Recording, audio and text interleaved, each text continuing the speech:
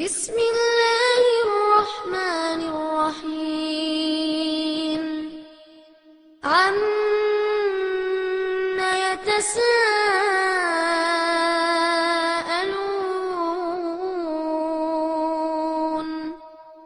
عن النبأ العظيم الذي هم فيه مختلفون كلا سيعلمون ثم كلا سيعلمون ألم نجعل الأرض مهادا والجبال أوتادا وخلقناكم أزواجا. அஸ்ஸலாமு அலைக்கும் வரஹ்மத்துல்லாஹி வபரகாத்துஹு. அன்பிற்குரிய சகோதர சகோதரிகளே, வாரந்தோறும் புதன்கிழமையில் நடைபெறும் இந்த வார கேள்விகள் என்ற நிகழ்ச்சியின் வழியாக மீண்டும் உங்களை சந்திப்பதில் மகிழ்ச்சி அடைகிறோம். இன்றைய தினம் யார் அழைக்கிறார்கள், என்ன கேட்கிறார்கள் என்பதை நாம் பார்க்கலாம். அஸ்ஸலாமு அலைக்கும். நான் திருமண சம்பந்தமா ஒரு கேள்வி. சரி திருமணம் முடியுது. சரி இடம் பற்றாக்குறையா இப்போ ஒரு 7 லட்சம் சாப்பாடு இது பண்றாங்க சொந்தங்களுக்கு. அதை ஒரு பொது இது சமூகத்தை நடத்துறாங்க. சரி அதுல கலந்துக்கலாமா? ஆட்கள் கூடுதலா இருக்கிறதுனால அதிகமான மக்கள் ஒரு திருமணத்துல கலந்துக்கிறாங்க, அதுல நம்ம போய் பங்கெடுக்கலாமான்னு கேக்குறீங்க? பங்கெடுக்கலாமா அதான் கேட்கிறேன். நிர்வாகியா இருந்தாலும் எப்படி அது எப்படின்னு கேட்கிறேன். சகோதரர் என்ன கேட்குறாரு அப்படின்னா, அதிகமான மக்கள் கலந்து கொள்கிற ஒரு திருமணத்தில் நாம் போய் பங்கெடுக்கலாமா, நாம் ஜமாத்துடைய நிர்வாகியாக இருக்கிற பட்சத்தில் நமக்கு எதுவும் கட்டுப்பாடுகள் இருக்குதான்னு கேட்குறாங்க. பொதுவாக மார்க்கத்தில் திருமண விருந்து என்பது அங்கீகரிக்கப்பட்டது, சுன்னத்தான ஒன்று. வலிமா ஆண் தரப்புலேருந்து திருமணத்துக்காக விருந்து கொடுக்குற ரசூல் ஸல்லல்லாஹு அலைஹி வஸல்லம் சுன்னத்தாக்கி இருக்கிறாங்க. அதில் எண்ணிக்கைகள் வரையறுக்கப்படலை. இத்தனை எண்ணிக்கைகளுக்கு தான் விருந்து கொடுக்கணும், இவ்வளவு மேலே கொடுக்கக்கூடாது அப்படியெல்லாம் சொல்லப்படலை. ஆனாலும் பொதுவாக நமக்கு சொல்லப்பட்டிருக்கிற அறிவுரை என்னன்னு கேட்டால், நீங்கள் திருமணத்தில் செலவை கம்மி பண்ணுங்க, அது விருந்து செலவை குறிக்கும். ரசூல் ஸல்லல்லாஹு அலைஹி வஸல்லம் அவர்களுடைய காலத்தில் இன்றைக்கி இருக்கிற மாதிரி மண்டப செலவு, மாலை செலவு, ஆடை செலவு, அந்த மாதிரியான திருமண செலவுகள்லாம் கிடையாது. அழைப்புதல் செலவு அதெல்லாம் இல்லாத காலம்ல. அப்போ அப்போதைக்கு திருமணத்திற்கான செலவு என்று எடுத்துக்கொண்டால் பிரதானமான 2 செலவு தான். ஒன்று மகருக்காக செலவிடப்படுகிற செலவு, இன்னொன்று விருந்துக்காக செலவிடப்படுகிற செலவு. இப்போ மகரை பொறுத்த வரைக்கும் நீங்கள் எவ்வளோ கொடுக்கலாம் அப்படின்னு மார்க்கம் குர்ஆன் சொல்லிடுச்சு. அதனால திருமணத்திற்கான விருந்து செலவை தான் ரசூல் ஸல்லல்லாஹு அலைஹி வஸல்லம் குறிப்பிடுறாங்க. நீங்கள் செலவை கம்மி பண்ணுங்க. எண்ணிக்கைகள் பெருக பெருக செலவு கூடும். செலவு கூடுச்சுன்னா அல்லாஹ்வுடைய அருள் குறைந்து போய்விடும். அதனால நாம் குறைந்த எண்ணிக்கையிலான மக்களை அழைச்சி குறைந்த செலவில் திருமணம் செய்து கொள்வதற்கு முயற்சி எடுக்க வேண்டும் அப்படின்னு நாம் சொல்லி வர்றோம். இதில் ஒருத்தர் அதிகமான ஆட்களை கூப்பிட்டு விருந்து கொடுத்தாரு, அது பாவமா? பாவம்லாம் கிடையாது, மார்க்கத்தில் குற்றமாகி விடாது. அதில் போய் ஒருத்தர் கலந்து கொண்டால் அது மார்க்கத்தில் குற்றமாகுமா? கொடுக்கறது அனுமதினா போய் கலந்துக்கிறது தப்பில்லாது தானே.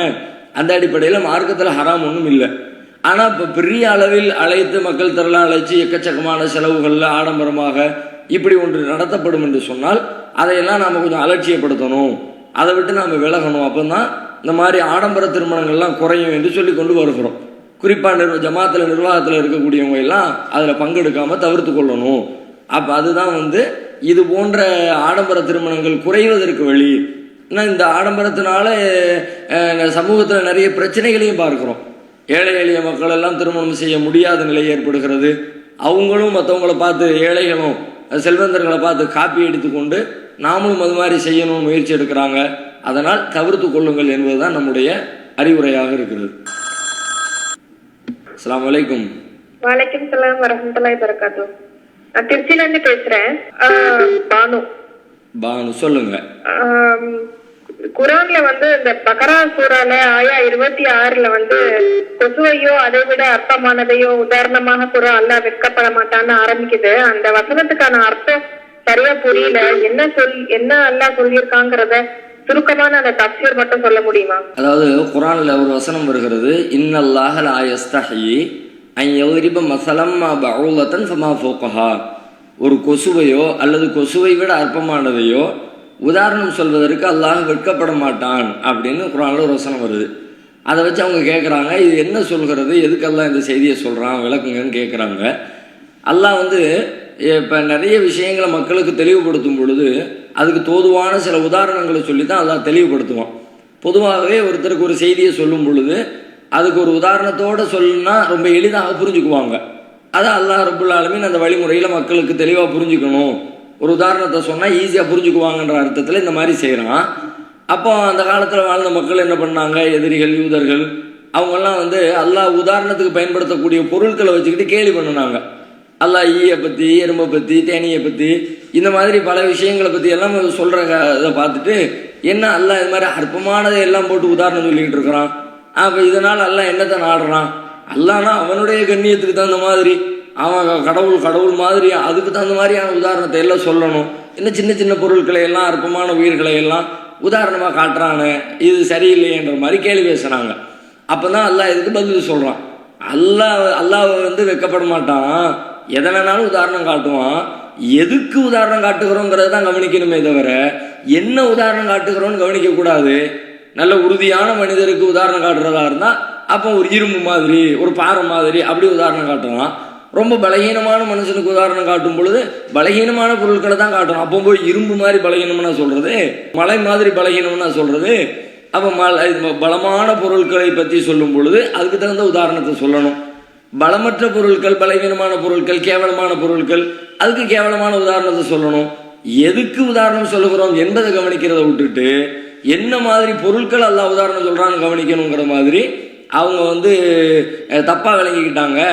இது விளங்குற முறை கிடையாது, அல்லாஹ் எதை வேணாலும் உதாரணமாக சொல்லுவான் என்று அல்லாஹ் ரப்புல் ஆலமீன் தன்னுடைய நிலையை பற்றி தெளிவுபடுத்துவதற்காக இந்த வசனத்தை அருளி இருக்கிறான். அஸ்ஸலாமு அலைக்கும். அலைக்கும் ஸலாம் வரஹ்மத்துல்லாஹி வபரகாத்துஹு. என் கேள்வி என்ன, முஸ்லிம் ஹதீஸ்ல 1543வது ஹதீஸா அபூ ஹுரைரா ரலியல்லாஹு அன்ஹு கூறியதாவது, அல்லாஹ்வின் தூதர் அவர்கள் வெள்ளிக்கிழமை பற்றி குறிப்பிடுகையில் அதில் ஒரு நேரம் இருக்கிறது, சரியாக அந்த நேரத்தில் ஒரு முஸ்லிம் அடியார் கொலையில் ஈடுபட்டு அல்லாஹ்விடம் எதை கோரினாலும் அதை அவருக்கு அல்லாஹ் வழங்காமல் இருப்பதில்லை என்று கூறப்பட்டிருக்கிறது. சரியா? சரி. அடுத்ததா வந்து அதே முஸ்லிம்ல 1546வது ஹதீஸ்ல இந்நேரம் இமாம் சொற்கொள்ளும் மேடையில் அமர்வதற்கும் தொழிலை முடிவதற்கும் இடையே உள்ள ஒரு நேரமாகும் என்று குறிப்பிடப்பட்டுள்ளது. சரி. அப்புறம் வந்து இந்த நேரத்துக்காக நாங்க அந்த சப்ளிகேஷன்ஸ் கேட்கணுமா, அப்படி இல்லைன்னா வந்து இதுக்கு வேற ஏதாவது இந்த ஹதீஸ் வந்து உண்மையானது, அதாவது சரியான ஹதீஸா ஏற்றுக்கொள்ளப்பட்டுள்ளது. சிலர் சொல்றாங்க வந்து அந்த நேரம் வந்து அதாவது சும்மா சொல்ற 2 ரக்காத் சும்மா சொல்லும்போது அது கடைசி அந்த அத்தையாக்கும் போது நாங்க கேட்கக்கூடிய நேரம் என்ன சிறுவ நேரம் தான் என்று சொல்றாங்க.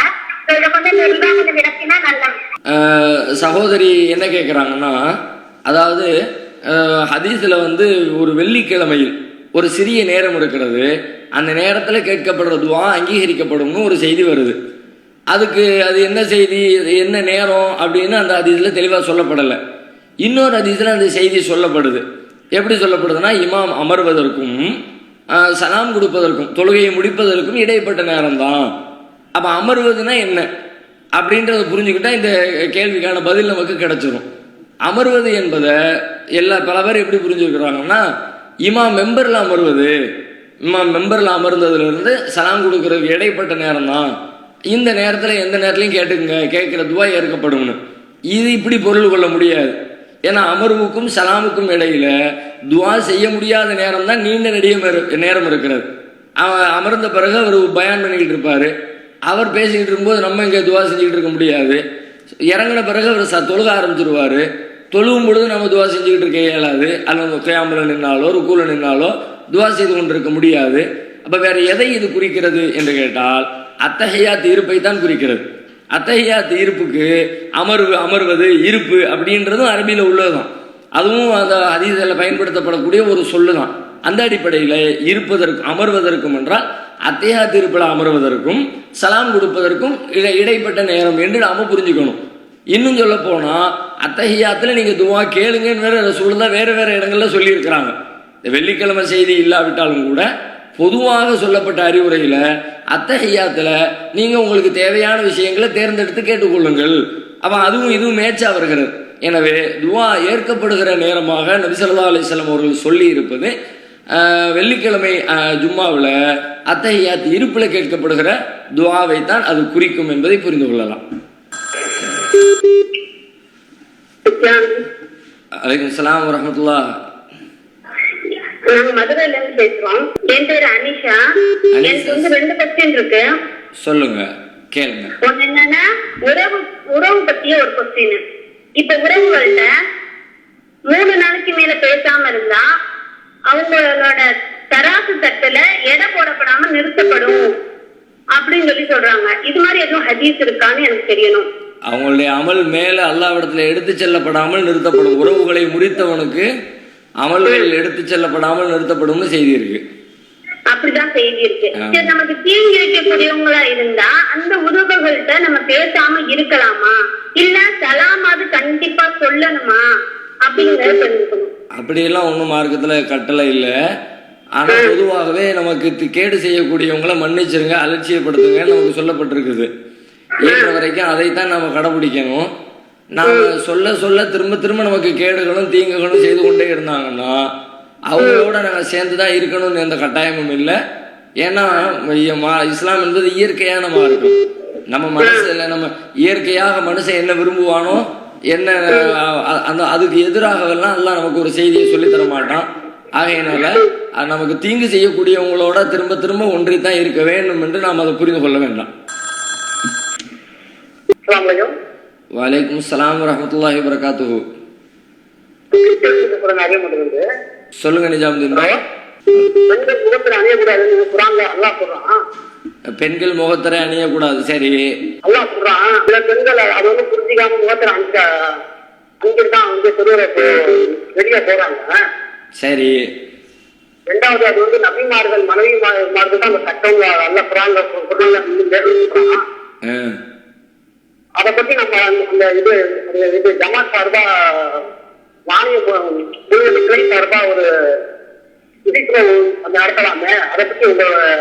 சரி, சகோதரர் நிஜாம் என்ன கேட்கிறாருன்னா, அதாவது பெண்கள் வந்து முகத்திரை அணியக்கூடாது என்று மார்க்கத்தில் சொல்லப்பட்டிருக்குது. ஆனால் அது மாதிரி அணிந்து கொண்டு பல பெண்கள் வர்றாங்களே, இதுக்காக ஒரு விழிப்புணர்ச்சி ஏற்படுத்துகிற வேலைகளில் ஜமாத் ஈடுபடக்கூடாதா அப்படின்னு கேட்குறாங்க. நாம் அதை ஏற்படுத்தி கொண்டு தான் இருக்கிறோம். மார்க்க அடிப்படையில் பெண்கள் முகத்தை மறைப்பது கூடாது. ஏன்னா அதனால் நிறைய கேடுகள் உண்டாகிறது. அதையெல்லாம் அறிந்து இருக்கிற காரணத்தினால தான் அல்லாஹ் ரப்புல் ஆலமீன் அப்படி ஒரு சட்டத்தையே நமக்கு வழங்கி இருக்கிறான்.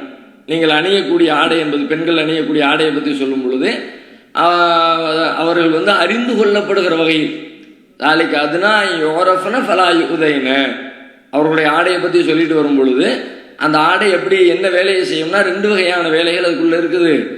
ஒன்று, அந்த ஆடை அணிந்திருக்கிற நிலையில் அவர்கள் அறிந்து கொள்ளப்படுவார்கள். யார் என்பதை அறிந்து கொள்கிற நிலையில் தான் அந்த ஆடை இருக்கணும். அப்படின்னா முகம் திறந்திருக்கணுங்கிறது விளங்குது. முகம் திறந்திருந்தா தானே அறிந்து கொள்ள முடியும். ஒன்று விளங்குது. ரெண்டாவது என்னன்னா, அவர்கள் பிறரால் தொல்லைப்படுத்தப்படாமல் இருப்பார்கள், ஆண்களுடைய தொல்லைக்கு ஆட்படுத்தப்படாமல் இருப்பாங்க. இப்படி 2 செய்தி அல்லாஹ் சொல்றான். அப்போ அல்லாஹ் சொல்லுகிறதுக்காக ஒரு பெண் வந்து பருதா அணிகிறார் என்றால் அல்லாஹ் எப்படி அணிய வேண்டும் என்று சொல்லி தந்தானோ அப்படித்தான் அணிய வேண்டும். அதுக்கு மாற்றமாக கூடுதலாக செய்வதையெல்லாம் அல்லாஹ் விரும்ப மாட்டான். அதிக பிரசங்கித்தனமாக நடந்து கொள்வதை அல்லாஹ் அங்கீகரிக்க மாட்டான். இன்னும் சொல்ல போனால் அதனால் கேடுகளும் உண்டாகிறது. தவறு செய்யக்கூடிய பெண்கள் எல்லாமே இந்த மாதிரி முகத்தை மறைத்து கொண்டு தான் இந்த வேலைகளை பண்றாங்க. இந்த மாதிரியான கேடுகள்லாம் உண்டாகிற காரணத்தினால முகத்தை மறைக்காம தான் இருக்கணும். அதுதான் நல்லது, சமூகத்துக்கும் நல்லது, மார்க்க ரீதியான விஷயத்திற்கும் அது ஏற்றதுங்கிறத புரிந்து கொள்ளணும். இதில் நீங்கள் விழிப்புணர்ச்சி ஏற்படுத்துங்களேங்கிறாங்க, ஏற்படுத்துகிறோம்.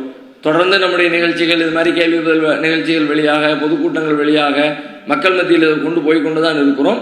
பரவலாக இந்த செய்தி போய் சேர்ந்திருந்தாலும் இன்னும் சில பேர் பிடிவாதமாக அல்லது தங்களுடைய பழக்க வழக்கம் என்ற அடிப்படையில் அதை கடைபிடித்துக் கொண்டிருக்கிறார்கள். திரும்ப திரும்ப சொல்லுவோம் இன்ஷா அல்லாஹ். மக்கள் வருகிற வரைக்கும், வெளியேறுகிற வரைக்கும் இந்த செய்தியை நாம சொல்லிக்கொண்டே இருப்போம். அஸ்ஸலாமு அலைக்கும். ரஃபி அகமது. ரஃபி அகமது, சொல்லுங்க ரஃபீக் பாய். எல்ஐசி ஏஜென்டா செய்யலாமா? அது எல்ஐசி பாலிசி எடுக்கிறதுல ஏதாவது இந்த இதில் ஏன்னா அது வெட்டி வச்சிருக்கேன் கவர்மெண்ட் சம்பந்தப்பட்டிருக்காங்க. அதனால நான் எல்ஐசி ஏஜென்ட் ஆகலாம்னு இருக்கேன். செய்யலாங்களா? பாலிசி எடுக்குதுன்னு தவிர சகோதரர் ரஃபி என்ன கேட்குறாருன்னா, எல்ஐசி ஏஜெண்டாக முகவராக செயல்படலாமா அப்படின்னு கேட்குறாங்க. இந்த எல்ஐசி இன்சூரன்ஸ் பாலிசியை பொறுத்த வரைக்கும் அதில் மார்க்கத்திற்கு அனுமதிக்கப்பட்ட சிலதும் இருக்கிறது, தடுக்கப்பட்டதும் இருக்கிறது. அனுமதிக்கப்பட்டது எது அப்படின்னா, இப்போ வட்டியை மையமாக கொள்ளாமல் எது இருக்கிறதோ, மார்க்க வரம்புகளை மீறாத வகையில் எந்த பாலிசி இருக்கிறதோ அதை அங்கீகரிக்கப்பட்டதாக சொல்லலாம். உதாரணமாக இப்போ மருத்துவத்திற்காக வேண்டி இன்சூரன்ஸ் எடுக்கிறாங்க, மெடிக்கல் பாலிசி. மெடிக்கல் பாலிசியை பொறுத்த வரைக்கும் அதனுடைய ஸ்கீம் என்ன? அது ஒருத்தர் இப்போ ஒரு 10 பேர் இருக்கிறாங்க, 10 பேர் ஆளுக்கு 10 ரூபாயை போடுறோம். இதில் யார் தேவையுடையவராக இருக்கிறாரோ அவர் அந்த பணத்தை எடுத்துக்கொள்ளட்டும். இந்த ஆளுக்கு 10 ரூபா போடுவோம், ஒரு மாதத்துல இந்த மாதம் யாருக்காவது நோய் நொடி வந்துச்சுன்னா அவர் இந்த 100 ரூபாய் எடுத்துக்குவோம்னு நாம் ஒரு 10 பேர் சேர்ந்து முடிவெடுத்து நம்முடைய சிரமத்திற்காக வேண்டி ஒரு காரியத்தை செய்தால் அது மார்க்கத்தில் குற்றமாகுமா? குற்றத்தில் வராது. அதே வேணா அதே செட்டப்பில் தான் இந்த மெடிக்கல் பாலிசியும் இருக்கிறது. எல்லாத்தையும் பணத்தை வாங்குறாங்க, யார் பாதிக்கப்படுறாரோ அவங்களுக்கு கொடுக்குறாங்க, பாதிக்கப்படாதவங்களுக்கு கிடையாது. அவ்வளோதான், முடிஞ்சு போச்சு. அவங்க திரும்ப கிளைம் பண்ண முடியாது. நான் பணம் போட்டேன், 10,000 ரூபா கொடுத்தேன், எனக்கு செலவே வரல, அதனால நீங்கள் திரும்ப கொடுங்க, அது 10 வருஷமாக கட்டிக்கிட்டு இருக்கிறேன், எனக்கு இவ்வளோ இத்தனை மடங்கு கொடுங்க அப்படிலாம் கேட்க முடியாது. அப்படியெல்லாம் கொடுத்த பணத்தை திரும்ப கேட்கும் பொழுதுதான் அதில் வட்டி சம்மந்தப்படக்கூடிய சூழல் ஏற்படுகிறது. இது அந்த பிரச்சனை இல்லை. கொடுக்குறோம், தேவைப்படுறவங்க எடுத்துக்குவாங்க, எனக்கு தேவையில்லையா நான் திரும்ப கேட்க முடியாது, நான் அடுத்தவங்களுக்கு விட்டு கொடுத்துட்டு போகிறேன். அந்த செட்டப்பில் இருக்கிற காரணத்தினால மார்க்கத்தில் இது குற்றமில்லை. இந்த அடிப்படையில் என்னென்ன பாலிசிகள் இருக்கிறதோ அதை மார்க்க ரீதியாக குற்றம் சொல்ல முடியாது. அது அல்லாமல் ஒரு தொகையை மாதாந்திரமாக கட்டி கொண்டு வர்றேன், 5 வருஷத்துக்கு பிறகு இது 5 மடங்கா பெருகும், இத்தனை லட்ச ரூபா கையில் கிடைக்கும் என்று ஒருவர் சொல்வார். அதில் ஒரு பாலிசி இருக்குமானால் அது வாழ்நாள் பாலிசியாக இருக்கலாம், வேற வேற பாலிசிகளாக இருக்கலாம். அந்த பாலிசியை பொறுத்த வரைக்கும் இது வட்டி பேஸில் வந்துடுது. நாம் ஒரு பணத்தை கொடுக்குறோம், திரும்ப அவர்கிட்ட அந்த பணத்தை பல மடங்காக பெருக்கி வாங்குறோம் குறிப்பிட்ட கால இடைவெளிக்கு பிறகு. இதுக்கு பேர் தான் வட்டின்னாங்கிற சொல்லலாம். காலத்திற்கு விலை நிர்ணயிக்கப்படுகிறது, அது வட்டி. 100 ரூபாயை கொடுத்துட்டு அடுத்த மாதம் தந்தா 110 ரூபா, அதுக்கு அடுத்த மாதம் தந்தா 120 ரூபா, 2 வருஷம் கழிச்சு தந்தா 400 ரூபா. இந்த மாதிரியாக காலங்கள் செல்ல செல்ல அதற்காக அதனுடைய தொகை கூடுகிறது அல்லது குறைகிறது என்று சொன்னால் அது வட்டியினுடைய அடையாளம் ரசூலுல்லாஹ் சொன்னாங்க. இந்த வடிவத்தில் எந்த பாலிசி எல்லாம் இருக்கிறதோ அதை செய்ய முடியாது. இப்படி பிரித்து கொண்டு அங்கீகரிக்கப்பட்டது எதுவோ அதை மட்டும் நான் செய்கிறேன் என்று நீங்கள் செய்தால் அது மார்க்கத்தில் குற்றமாகாது. அங்கீகரிக்கப்படாததையும் சேர்த்து தான் செய்ய வேண்டும். தனியாக இதை மட்டும் பிரித்து பண்ண முடியாது என்றால் நீங்கள் அந்த காரியத்தை செய்யாமல் இருப்பதே சிறந்தது. அலைக்கும் அஸ்ஸலாம் வரஹ்மத்துல்லாஹி வபரகாத்துஹு. வந்து குமரி மாவட்டம் கோட்டாட்சியில இருந்து பேசுறேன். என் பேர் வந்து சபாவுல் இஸ்லாம். என்னுடைய கேள்வி வந்து என்னன்னா நம்ம வந்து ஜனாசா தொழுகை சொல்லுவோம். ஜனாசா சொல்லும் போது நம்மளுடைய பள்ளிவாசல் இல்லாம சுன்ன ஜமாத்துடைய பள்ளிவாசல் இருக்கு. ஆனா வந்து இறந்தவரும் தௌஹீது தான், தொலை வைக்கக்கூடியவரும் தௌஹீது தான், இணை வைக்கக்கூடிய அந்த பள்ளிவாசல்ல போய் நம்ம சொல்லலாமா? அதாவது ஜனாசா தொழுகையை சுன்ன ஜமாத் பள்ளிவாசல் சொல்லலாமா அப்படின்னு கேட்குறாங்க. நம்ம ஏற்கனவே பல தடவைகள் இந்த நிகழ்ச்சியிலே பதில் சொல்லியிருக்கிறோம்.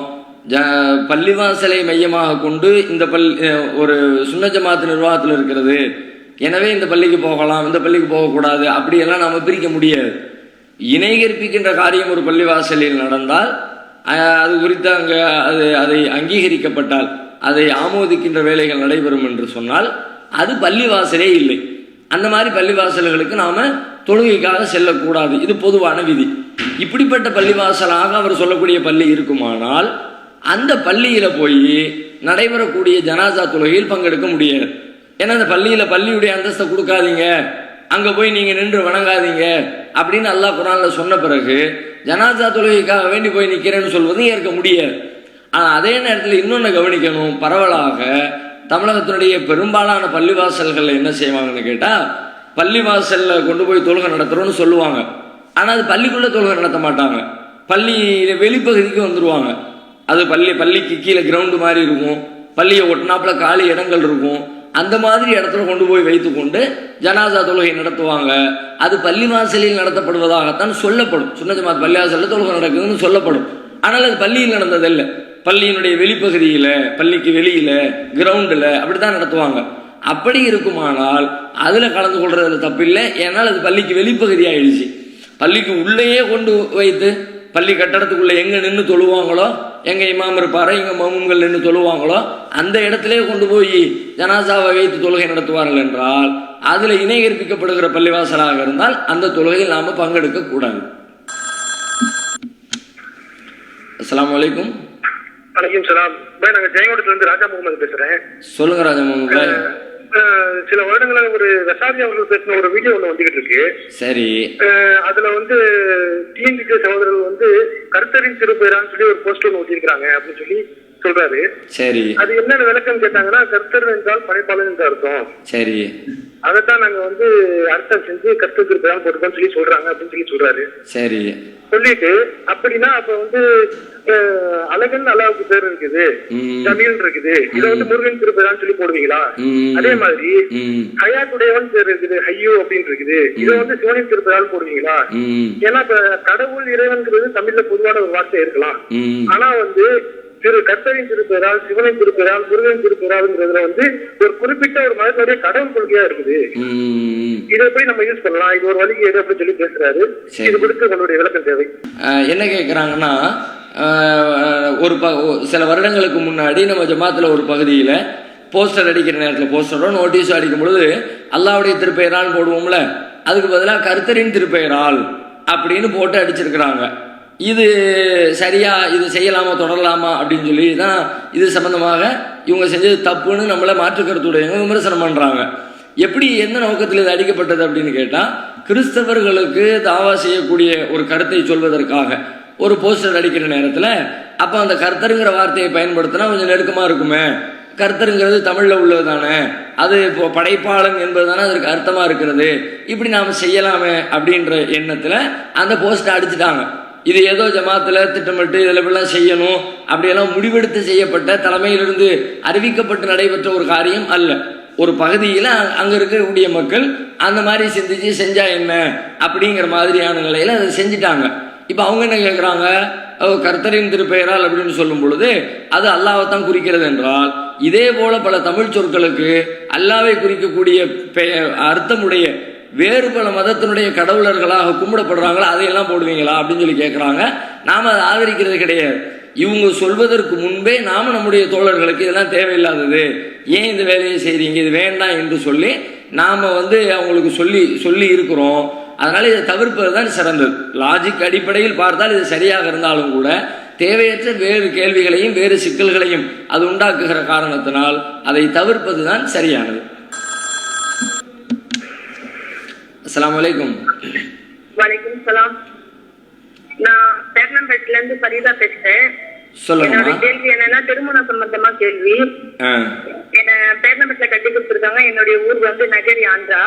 சரி. என்னுடைய கணவர் இந்த தௌஹீத் கொள்கையில உறுதியா இருக்காங்க. என்னுடைய மாமியார் வீட்டு ஆளுங்களும் என்னுடைய கணவருடைய சொந்த பந்தங்களும் அனாச்சாரமான திருமணத்திற்கோ இல்ல நபி வழிக்கு மாற்றமான திருமணத்துக்கு எல்லாம் போவாங்க. அந்த திருமணத்துக்கு போகும்போது என்ன கேட்பாங்க, என்ன கூப்பிடுவாங்க அந்த கல்யாணத்துக்கு. ஆனா நான் வரமாட்டேன்னு சொல்லுவேன். அப்ப சொல்லும் போது அவங்க என்ன சொல்லுவாங்கன்னா, உங்களுடைய தௌஹீத் ஜமாத்துடைய நிர்வாகியில இந்த திருமணத்துக்கு வரும்போது நீங்க ஏன் வரமாட்டீங்க அப்படின்ற மாதிரி கேள்வி எடுத்து வைப்பாங்க. அந்த மாதிரி அவங்களுக்கு நான் என்ன பதில் சொல்லணும்ன்றதை நீங்க கொஞ்சம் சொல்லுங்க. அதாவது அவங்க இருக்கிற பகுதியில் வேலூர் மாவட்டம் பேரணாம்பட்டுல மார்க்கத்துக்கு முரணான பிதத்தான திருமணங்களுக்கு அவங்கள அழைக்கிற நேரத்தில் நான் வரமாட்டேன்னு சொன்னால், ஊரில் இருக்கிற மற்ற ஆட்கள், மற்ற இந்த மாதிரி தௌஹீத் பேசக்கூடியவங்க மற்றவங்கெல்லாம் வர்றாங்க, நீ வந்தால் உனக்கு என்ன செய்யுதுன்னு சொல்லி கேட்குறாங்க. நான் என்ன பதில் சொல்கிறதுன்னு கேட்குறாங்க. அதாவது நீங்கள் என்ன சொல்லுங்கள், எனக்கு யாரும் முன்மாதிரி கிடையாது. இன்றைக்கு உலகத்தில் வாழுகிற மனிதர்களில் தௌஹீது அப்படின்னு ஒருத்தர் சொல்லிக்கிட்டாருன்னா, அப்படி சொன்னதுனால அவர் எனக்கு முன்மாதிரி அல்ல. அல்லாஹ்வுடைய வேதமும் அவனது தூதரும் தான் எங்களுக்கு முன்மாதிரி. அல்லாஹ் ஒன்றை கூடாதுன்னு சொல்லிட்டாங்கன்னா அதை நான் செய்ய மாட்டேன். அல்லாஹ்வுடைய தூதர் ஒன்றை கூடாதுன்னு சொல்லிட்டாங்கன்னா அதை நான் செய்ய மாட்டேன். அதுதான் எங்களுக்கான இலக்கணம், ஆதாரமே தவிர நாம் வாழுகிற காலத்தில் சமகாலத்தில் நான் எதை சொல்கிறேனோ, எந்த கொள்கையை எந்த ஜமாத்தை சார்ந்திருக்கிறேனோ அதே ஜமாத்தை சார்ந்திருக்கிற ஒருத்தர் தப்பு செய்கிறாருன்றதுக்காக வேண்டி நானும் தப்பு செய்யணுங்கிறது ஏற்கத்தக்கதா இல்லை. இது அவங்களுக்கு புரிய வைங்க.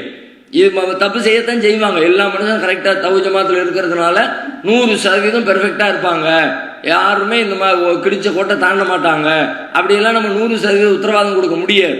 அப்படி அங்கங்கே சில பேர் இருக்கலாம், அதுக்கு வாய்ப்பு இருக்கத்தான் செய்யும்.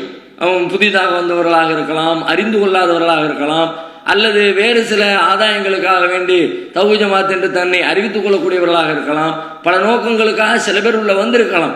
அப்போ அப்படிப்பட்டவர்கள் எல்லாம் முழுமையாக நம்முடைய கொள்கையை கோட்பாடுகளை கடைபிடிக்க மாட்டாங்க. நாம யாரையும் முன்மாதிரியாக வைக்கக்கூடாது. அவ்வளவு ஏன் இமாம்களை பின்பற்றாதீங்கன்னு சொல்லிக்கிட்டு இருக்கிறோம். முன்னாடி வாழ்ந்தவங்க இமாம்கள் சஹாபாக்கள் அவர்களே பின்பற்ற தகுந்தவர்கள் அல்ல, அல்லாஹ்வுடைய தூதர் மட்டும்தான் பின்பற்ற தகுந்தவர்கள்னு சொல்லிக்கிட்டு இருக்கிறோம். அப்படின்ற பட்சத்தில் நம்ம வீட்டுக்கு மேலே வீட்டில் இருக்கிறவர் கீழே வீட்டில் இருக்கிறவர் இவரெல்லாம் பின்பற்ற தகுந்தவரா? அவங்களையே பின்பற்றக்கூடிய இடத்துல இருந்து நீக்கி வச்சுட்டோம்னு சொன்னா உலகத்தில் வேற யாரையும் அந்த இடத்துல வைக்க முடியாது. அந்த விளக்கத்தை அவங்களுக்கு சொல்லி புரிய வைங்க. அஸ்ஸலாமு அலைக்கும். இது ரஜிகா ஆழ்வாட்டில் எனக்கு பேசுறேன். அந்த ஒரு ஆள் வந்து 2 லட்சம் ரூபா ஒரு ஆள்கிட்ட கொடுத்து வச்சிருந்தாங்க, கடை வச்சிருக்காங்க. அவங்க நீங்க சொந்தக்காரங்க தான். அவங்க வந்து அந்த இதுல இருந்து வருமானத்தை 4ல் ஒரு பங்கு கொடுக்குறாங்க, அப்படி வாங்கலாமா? என்ன கேட்குறாங்கன்னா, ஒருத்தர்கிட்ட ஒரு வியாபாரம் செய்யக்கூடியவர்கிட்ட ஒரு தொகையை கொண்டு 2 லட்ச ரூபா பணத்தை கொண்டு கொடுத்துட்டு அவர் வந்து வியாபாரத்தில் நான் லாபத்தில் 4ல் ஒரு பங்கை நான் உங்களுக்கு தந்துடுறேன் அப்படின்னு சொல்கிறாரு. வாங்கலாமான்னு கேட்குறாங்க. தாராளமாக வாங்கலாம். மார்க்கத்தில் அனுமதிக்கப்பட்ட வியாபாரமாக இருந்து அதில் இந்த நான் பொருளை முதலீடு பண்ணுற காரணத்தினால இத்தனை % உங்களுக்கு கொடுத்துருவேன் என்று சொல்லி ஒப்பந்தம் செய்து கொண்டால் அதை பெறுவதில் மார்க்கத்தில் எந்த தடையும் இல்லை. ஆனால் அதில் சில பேர் என்ன பண்ணுறாங்கன்னா, இந்த மாதிரி கொடுத்துட்டு 2 லட்ச ரூபா கொடுத்துருக்குறேன், மாதம் எனக்கு 10,000 ரூபா தரணும் அல்லது 20,000 ரூபா தரணும், அப்படி ஒரு தொகையை நிர்ணயம் செய்கிறாங்க. இந்த தொகையை நிர்ணயம் செய்கிறது எங்கே போய் முடியும்னு கேட்டால் அது வியாபாரத்தினுடைய ஒழுங்குகளுக்கு எதிராகத்தான் போய் முடியும். ஏன்னா வியாபாரம் என்பது திட்டவட்டமாக சொல்லி வச்ச மாதிரி எல்லா காலங்களிலேயும் ஒரே மாதிரி இருக்காது. ஒரு மாதத்தில் 10,000 ரூபா லாபம் கிடைப்பதுன்ற வகையிலையும் நடக்கும், இன்னொரு மாதத்தில் 20,000 கிடைக்கிற வகையில் நடக்கும், இன்னொரு மாதத்தில் 5,000 ரூபா கிடைக்கிற வகையிலையும் நடக்கும், இன்னொரு மாதத்தில் ஒன்றுமே கிடைக்காமல் கூட போயிடும், ஒரு மாதத்தில் கையில் இருக்கிற பணம் கூட நஷ்டமாகவும் ஆகிவிடலாம். இப்படிப்பட்ட நிர்ணயிக்கப்படாத ஒரு சூழல்ல மாதம் இத்தனை 1000 ரூபா தந்தாகணும் அப்படின்னு ஒரு நிர்ணயத்தை செஞ்சு வச்சா அப்போ வியாபாரத்தை பற்றி இவர் கவலைப்படலை. இவர் கொடுத்த பணத்துக்கு எக்ஸ்ட்ரா பணம் வேணும் அப்படின்னா ஒரு வகையில் இவர் வட்டி கணக்கு போடுறாருன்னு அர்த்தமாயிடும். மார்க்கத்துக்கு முரணான பேஸில் இந்த பொருளாதாரம் கைமாறுகிறது என்று அர்த்தமாகிவிடும். அந்த மாதிரி திட்டவட்டமாக குறித்து கொள்ளாமல் சதவிகித அடிப்படையில் அப்படி குறித்து கொள்ள வேண்டும். ரெண்டாவது அதில் இன்னொன்று என்னன்னு கேட்டால், வியாபாரம் என்றால் அதில் லாபமும் நஷ்டமும் இரண்டையும் உள்ளடக்கியதற்கு பேர் வியாபாரம். அப்போ ஒருத்தர் பணத்தை கொடுத்தா அவர் நஷ்டப்பட்டு போனால் அந்த நஷ்டத்திலையும் பங்கெடுக்க வேண்டும். பரவாயில்ல என்ன பண்ணுறாங்க, பணத்தை கொடுப்பார், முதலீடு பண்ணுவார், 2 லட்சம் 5 லட்சம் 10 லட்சம், சம்மந்தப்பட்ட வியாபாரம் செய்யக்கூடியவர் நஷ்டமாயிட்டுன்னு கணக்கு காட்டினார்னா என் பணத்தை திரும்ப கொடுமாங்க. நஷ்டமானது நஷ்டத்தையும் சேர்த்துல சுமக்கணும்.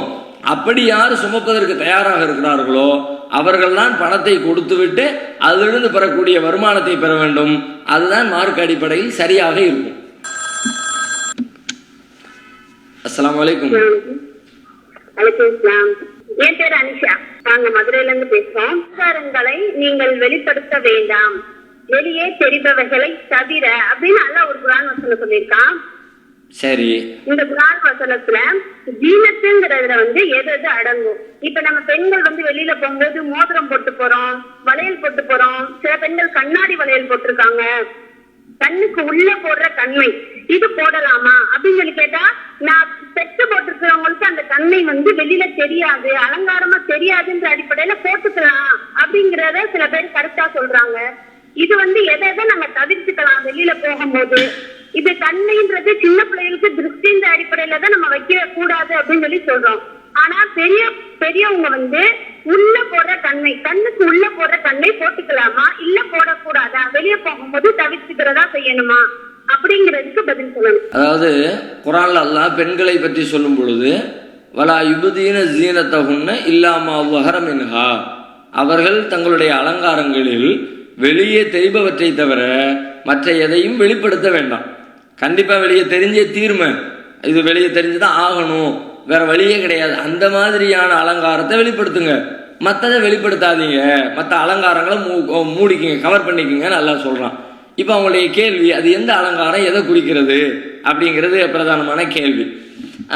அலங்காரம் என்பதற்கு ஒவ்வொருத்தரும் ஒவ்வொரு மாதிரி புரிஞ்சுக்கிறாங்க. அலங்காரம் என்று சொன்னால் உடலுக்கு மேலே செய்யப்படுகிற எக்ஸ்ட்ராவான வேலைகளை தானே அலங்காரம்னு சொல்லுவோம். உடலையே அலங்காரம்னு சொல்றதில்லை. உடல் என்பது அழகு என்ற பட்டியலுக்குள்ள வரும்.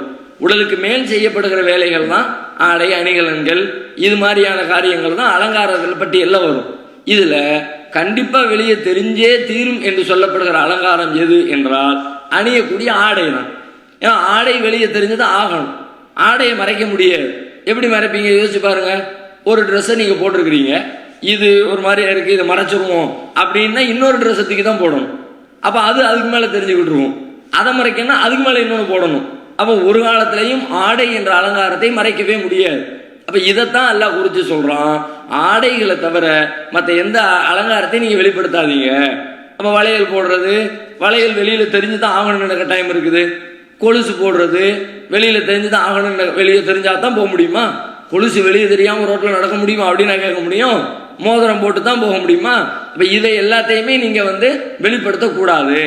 அதுல கண்மை எந்த லிஸ்ட்ல வரும்னு கேட்கிறாங்க. கண்மையை பொறுத்தவரை அது வெளியில தெரியுற மாதிரி இருந்தால் அதுவும் கூடாதான். என்ன, முகத்தை திறந்திருக்கிறோம், முகம் திறந்த நிலையில நாம வெளி உலகத்துக்கு வரும் பொழுது இந்த அலங்காரத்தை வெளியில இருக்கிறவங்க பார்க்க வேண்டிய கட்டாயம் வந்துருக்குது. அது ஒரு கவர்ச்சிகரமா தானே இருக்கும். கண்ணுக்கு மை போடுவது என்பது கவர்ச்சியா தானே இருக்கும். அந்த மாதிரி இந்த கண்ணுக்கு மை போட்டு கொண்டு நாம வெளியில வரும் பொழுது அந்த மை என்ற அலங்காரத்தை வெளிப்படுத்தி விட்டோம். அது வெளிப்பட்டு தான் ஆகணும்னு கட்டாயம் இல்லையே. மை வெளியே தெரியாம நடக்க முடியுமான்னு சொல்ல முடியும்.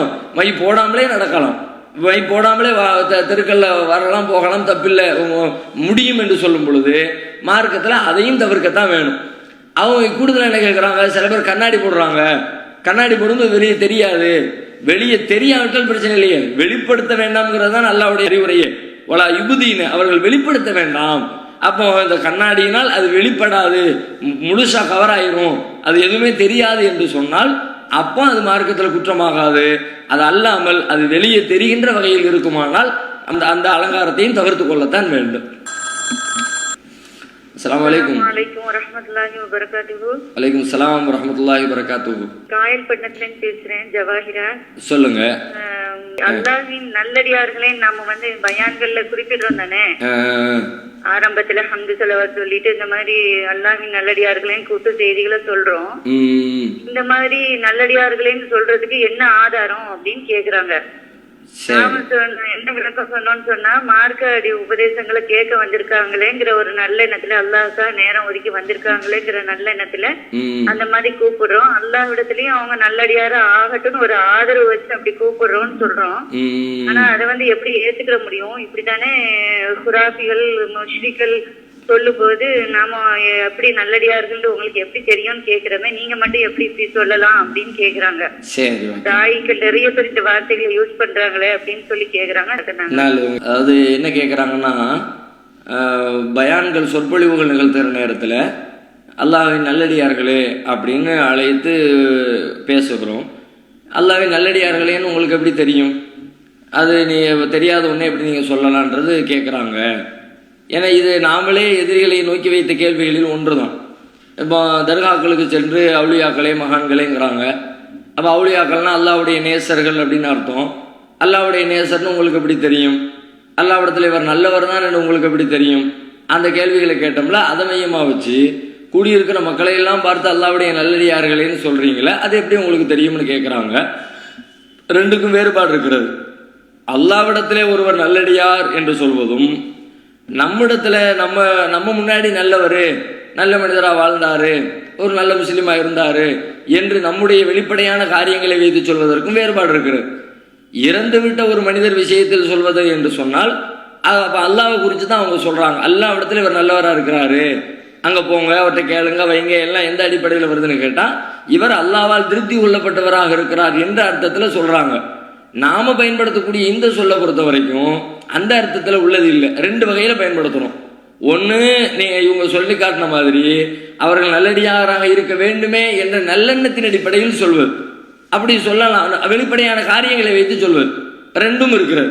ஒண்ணு நல்ல எண்ணம், அவங்க நல்லவங்களா இருக்கு, பிள்ளைங்களுக்கு பேர் வைக்கிறோம், பேர் வைக்கும் பொழுது நல்லவன் சாலிகன் பேர் வைப்போம். அவன் நல்லவனாக இருக்க வேண்டுமே, அந்த அர்த்தத்தில் வைக்கப்படுறது இல்லை. அப்போ நம்ம சாலிகன் கூப்பிடுறோம், நல்லவனேன்னு கூப்பிடுறோம். அவன் நல்லவன் ஒழுக்கமானவன் என்ற பொருளில் அல்ல, அவன் நல்லவனாக இருக்க வேண்டுமே என்ற ஆசையில் வைக்கப்பட்ட பெயர் தான் அந்த பெயர்.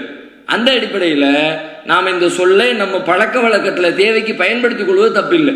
நம்முடைய பார்வையில், நம்முடைய பழக்க வழக்கத்தில், நம் வெளிப்படையான செயல்பாடுகளில் இவர் நல்லவராகத்தான் இருக்கிறார்.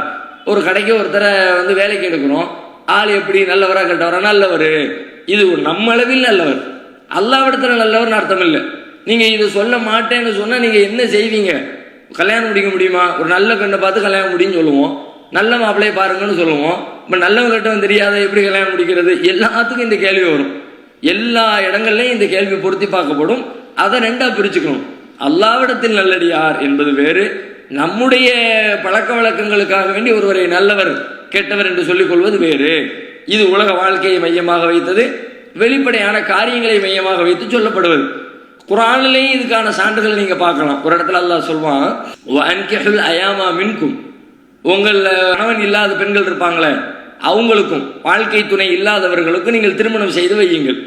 வஸ்ஸாலிஹீன மின் இபாதிக்கும் வ இமாயிக்கும், உங்களுடைய அடிமைகளில் ஆண் பெண் அடிமைகள் இருப்பாங்கல்ல, அவர்களில் நல்லவர்களான அடிமைகளுக்கும் நீங்கள் திருமணம் செய்து வையுங்கள். அடிமைகளுக்கு திருமணம் செய்து வைங்கன்னா முடிஞ்சு போச்சு. வஸ்ஸாலிஹீன மின் இபாதிக்கும் வ இமாயிக்கும், ஆண் அடிமையா இருந்தாலும் பெண் அடிமையா இருந்தாலும் உங்களை நல்லவங்களா இருப்பாங்களே அவங்களுக்கு கல்யாணம் பண்ணி வைங்கன்னு அல்லாஹ் சொல்றான். அப்ப இந்த நல்லவங்க கிட்டவனை எப்படி தீர்மானிக்கிறது? வெளிப்படையை வச்சு தான். அல்லாவிடத்தில் நல்லவன்ற அர்த்தத்தில் அல்லாஹ் இங்க பயன்படுத்தவும் இல்லை. அவன் நல்ல பிள்ளையா இருக்கிறான், கெட்டு போயிடக்கூடாது, சீக்கிரம் கல்யாணத்தை முடிச்சு வச்சிருவோம், நம்ம பொறுப்புல இருக்கிறாங்க, நாம தானே செஞ்சு வைக்கணும் அப்படின்னு செஞ்சு வைங்க. இது அவரை நல்லவர் அப்படின்னு சொல்லலாம் என்று சொன்னால், கூடியிருக்கிற மக்களை பார்த்து நல்லவங்களேன்னு கூப்பிடுறதுல என்ன இருக்குது? அடியார்களே என்ன, எல்லாருமே அடியார்கள் தான். அப்ப நல்ல அடியார்களே என்று சொல்வதில் என்ன தப்பு இருக்க முடியும்? அதுல எந்த தப்பும் இல்லை. அதே மாதிரி இன்னொரு இடத்துல அல்லாஹ் சொல்றான், இதை விட இன்னும் கொஞ்சம் அழுத்தமான வாசகம் அது. இந்த ஹிஜ்ரத்து செய்து வரக்கூடிய பெண்களை பத்தி கூட அல்லாஹ் சொல்லுவான், யா அய்யுஹல்லதீன ஆமனூ இதா ஜாஅகுமுல் முஃமினாத்து முஹாஜிராத்தின் ஃபம்தஹினுஹுன்ன, இறை நம்பிக்கையாளர்களே, மூமினான பெண்கள் உங்களிடத்தில் ஹிஜ்ரத்து செய்து வந்தார். மக்காவிலிருந்து மதீனாவுக்கு இஸ்லாத்தை ஏற்றுக்கொண்ட பெண்கள் ஹிஜ்ரத் பண்ணி வர்றாங்கல்ல, அப்படி வந்தால் ஃபம்தஹினுஹுன்ன, அவர்களை நீங்கள் சோதித்து பாருங்கள். சோதனை என்று சொல்வது அதனுடைய பொருள் என்ன? அல்லாஹு அலமு பீமானிஹின்ன, அவங்க மூமினா முஸ்லிமா உண்மையில வந்திருக்கிறாங்களா ஏமாத்துறாங்களான்றதான் அல்லாஹ் சோதிக்க சொல்றான். சொல்லிட்டு அடுத்த வார்த்தையில சொல்றான், அல்லாஹு அலமு பீமானிஹின்ன, அவர்களுடைய ஈமானை அல்லாஹ்வே அறிந்தவன். ஃபைன் அலிம்துமுன்ன மூமினாத்தின், அவர்கள் மூமின்கள் என்பதை நீங்கள் அறிந்து கொண்டால், ஃபலா தர்ஜிஊஹுன்ன இலல் குஃபார், அவர்களை காஃபிர்களின் பக்கம் திரும்ப அனுப்பி விடாதீர்கள். ஹுதைபியால ஒரு உடன்படிக்கை போட்டாங்கல்ல ரசூலுல்லாஹ், அந்த உடன்படிக்கைக்கு பிறகு வந்த வசனம் இது. அந்த உடன்படிக்கையில் என்ன ஒப்பந்தம் போட்டாங்க? மக்காவிலிருந்து யாராவது முஸ்லீமாயி மதீனாவுக்கு வந்துட்டாங்கன்னா திரும்ப அனுப்பிடுவோம்னு சொன்னாங்க. அதுக்கு தான் அல்லாஹ் கவுண்டர் கொடுக்குறான், ஆம்பளைங்க அனுப்பி நீங்க ஓகே பிரச்சனை இல்லை, பெண்களையும் அனுப்பி விட்டுறாதீங்க, மூமினான பெண்கள் அனுப்பிடாதீங்க. ஏன்னா ஆம்பளைங்க போனா அங்க தாக்கு பிடிக்கிறது, எதிர்த்து நிற்கிறது அது வேற. பெண்களை திரும்ப அனுப்புனா அவங்க கல்யாணம் பண்ணிக்குவாங்க, குடும்ப வாழ்க்கையில் ஈடுபட வேண்டியது வரும், மூமினுக்கும் காஃபிருக்கும் ஒத்து வராது. அதனால நீங்க திரும்ப அனுப்பக்கூடாது என்பதை சொல்லும் பொழுது, அவங்க வந்தாங்கன்னா அவங்களை டெஸ்ட் பண்ணுங்க, உண்மை நிலை உங்களுக்கு ஈமான் என்னங்கிறது முழுசா அல்லாஹ்க்கு தான் தெரியும். ஆனாலும் ஓ அளவுல ஒரு ஈமான் நீ கண்டுபிடிக்கலாம். ஃபைன் அலிம்துமுன்ன மூமினாத்தின், அவர்கள் மூமின்கள் என்பதை நீங்கள் அறிந்து கொண்டால். இப்போ கேள்வி கேட்குறோம், யாரு? அல்லாஹ் அல்லாஹ் எங்க இருக்கிறான், அவன் எப்படிப்பட்டவன், வணக்கத்துக்குரியது யாரு, இப்படி எல்லாம் ஒரு 4-5 கேள்விகளை கேட்கும்போது அவங்க எல்லாம் கரெக்டாக பதில் சொல்றாங்களா, அப்போ ஒரு மூமினா தான் தெரியுறாங்க அப்படின்னா இவங்களை குஃபார்களின் பக்கம் அனுப்பிடாதீங்க. இது எப்படி கண்டுபிடிக்கிறோம்? மூமின் என்பதை அறிந்து கொள்ளலாம். ஒரு நல்லடியார் என்பதை எப்படி நாம நம்ம அளவில் அறிந்து கொள்ள முடியுமோ அதுபோல ஒருவரை மூமினானவர், முஸ்லிமானவர் அப்படியெல்லாம் அறிந்து கொள்ள முடியும் அப்படின்னு அல்லாஹ் சொல்லுகிற காரணத்தினால இந்த அர்த்தத்தில் அதை பயன்படுத்துகிறோம். அது மார்க்கத்தில் குற்றமாகாது. அஸ்ஸலாமு அலைக்கும். வலைக்கும் ஸலாம் வரஹ்மத்துல்லாஹி வபரகாத்துஹு. கடைங்கள்ல இருந்து பேசுறோம். பாத்திமா, என்னோட கேள்வி என்னன்னா, பொறாமைக்காரனோட தீங்கு சம்பந்தமாக சூரத்துல் ஃபலக்ல வரக்கூடிய அந்த ஆயத்திற்கான சரியான விளக்கம் என்ன அப்படிங்கறது தெரியணும். கண் திருஷ்டி சம்பந்தமா அந்த ஆயத் பேசல அப்படின்னு நீங்க சொன்னீங்க அப்படின்னா அந்த டிரான்ஸ்லேஷன், அதாவது பொறாமை ஏற்படும் தீங்கு அப்படிங்கறதோட மொழிபெயர்ப்பு வந்து சரியானதா அப்படிங்கறதும் தெரியணும். பொறாமை கொள்ளும் போது ஏற்படும் தீங்கு அப்படிங்கறதுதான் வந்து சிஜி அவர்களோட தர்ஜுமாவே கூட இருக்கு. பொறாமை கொள்ளும் போது அப்படின்னாலே அந்த டைம்ல நடக்கக்கூடிய தீங்க பத்தி தானே அந்த வசனம் பேசுது அப்படிங்கறதுதான். அதுக்கப்புறம் இன்னும் ஒரே ஒரு கொஸ்டின், எல்லா கான்ட்ரவர்ஷியலான விஷயங்களுக்கும் நம்ம ஜமாத் சார்பா வந்து ஒரு ஆய்வு கட்டுரை வெளியிடப்படும் இல்லையா? அது கண் திருஷ்டி சம்பந்தமான இந்த விஷயத்துக்கும் வெளியிடலாமே. என்ன கேட்குறாங்கன்னா, கண் திருஷ்டி இல்லைன்னு சொல்கிறீங்க, ஆனால் குரானில் ஒமின் ஷர்ரி ஹாசிதின் இதா ஹசது, பொறாமைக்காரர்கள் பொறாமை கொள்ளும் போது ஏற்படுகிற தீங்கிலிருந்துன்னு வருது. அப்படின்னா அது கண் திருஷ்டியை குறிக்கிற மாதிரி தானே இருக்குது. கொள்ளும் போது அப்படின்னு அந்த நேரத்தில், பொறாமை கொள்கிற நேரத்தில் நடப்பதாகத்தானே அந்த வசனம் வருது. அப்படின்னா அது கண் திருஷ்டியை மெய்ப்படுத்துகிற மாதிரி தானே இருக்குங்கிறாங்க. இதுக்கும் கண் திருஷ்டிக்கும் சம்மந்தம் இல்லையே. கண் திருஷ்டி என்று மக்கள் நம்புவது சொல்லுவது எல்லாம் கண்ணால் எழுகிற காரியங்கள். கண்ணை கொண்டு பார்க்கறது தான் கண் திருஷ்டிங்கிறாங்க. பார்த்த உடனே கண்ணை விரித்து அகலை விரித்து பார்க்குறாங்க, ஏப்பான உடனே எதிராளிக்கு ஏதோ ஒரு கேடு வந்து விடுகிறது அப்படிங்கிறது பொதுவான நம்பிக்கையாக இருக்கிறது. பலகீனமான செய்திகள் என்று நாம் ஏற்கப்பட முடியாத நபிமொழிகள் என்று நாம் சொல்லக்கூடிய செய்திகளில் கூட கண் என்றுதான் அதில் வருது. அல்ல ஐனு ஹக்குன், கண் உண்மையாக இருக்கிறது, கண் திருஷ்டி என்ற சொல்லுதான் பயன்படுத்தப்படுது. ஆனால் நீங்கள் சொல்லக்கூடிய இந்த வசனத்தில் கண் சம்பந்தமாக ஒன்றுமே இல்லை. பொறாமைக்காரன் பொறாமை கொள்ளும் போது, அப்போ அது பொறாமை என்பது கண் சார்ந்ததல்ல, அது உள்ளம் சார்ந்தது. பொறாமை என்பது ஒரு குணம் தான், அது ஒரு செயல் இல்லையே. குணத்தை வந்து கண் என்பது ஒரு செயலோடு சம்பந்தப்பட்டது, பார்க்கிற ஒரு வேலையை கண் செய்கிறது. பொறாமை என்பது உள்ளம் நினைக்கின்ற காரியத்தை செய்கிறது. உள்ளத்தால் எழுகிற ஒரு சிந்தனை பிறருக்கு எந்த கேட்டையும் ஏற்படுத்தாது. அதை எப்படி புரிஞ்சுக்கணும்? சாதாரணமாக இப்படி சொல்லப்பட்டால் நம்ம எப்படி புரிஞ்சுக்குவோம்? உள்ளத்தால் கேடு நினைக்கிறவன் அதை செயல்படுத்த முயற்சி எடுத்து பிறருக்கு கேடு செய்வான். தப்பான எண்ணங்களை எண்ணாத அப்படின்னா தப்பானதை எண்ணுவது மேற்று கிடையாது. தப்பானதை நினைச்சாமனா தப்பானதை செய்வாங்கிறதுனால தப்பானதை நினைக்காதன்னு சொல்லி சொல்றோம். அந்த அடிப்படையில தான் பொறாமைக்காரன் உள்ளத்துல பொறாமை வந்துருச்சுன்னா அவன் கெட்டதை செய்ய ஆரம்பிப்பான், தீமைகளை செய்ய வருவான். அதுக்குத்தான் அது சொல்லப்படுகிறது. கொல்லும் போது என்று சொன்னதனால் உடனே அந்த நிமிடத்திலேயே அந்த செகண்ட்லேயே நடந்துருச்சு என்று நாம் அது அர்த்தம் கொள்ள வேண்டிய அவசியம் இல்லை.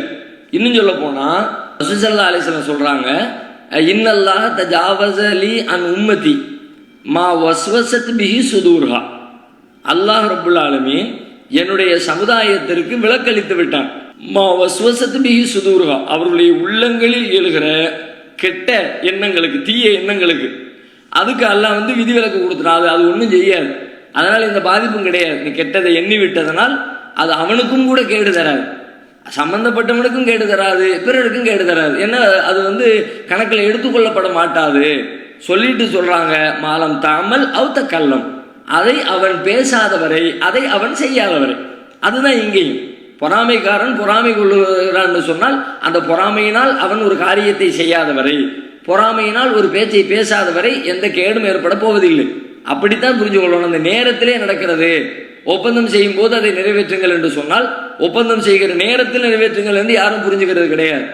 நிறைவேற்ற வேண்டிய நேரம் வந்தால் அதை நிறைவேற்றுங்க என்று தானே நம்ம புரிஞ்சு கொள்கிறோம்.